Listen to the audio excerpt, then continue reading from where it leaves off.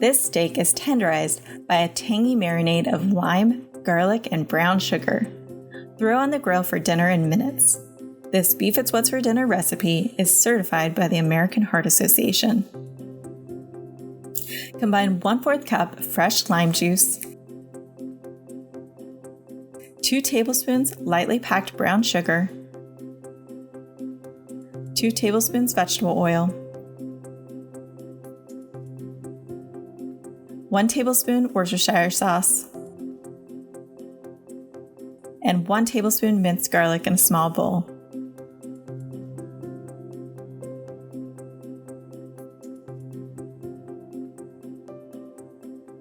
Place 1 pound top round steak and lime mixture in a food-safe plastic bag.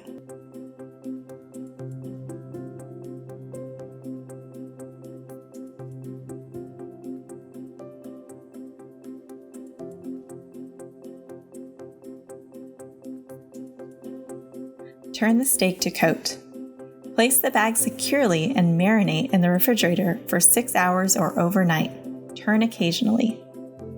Remove the steak from the marinade and discard the marinade in the bag.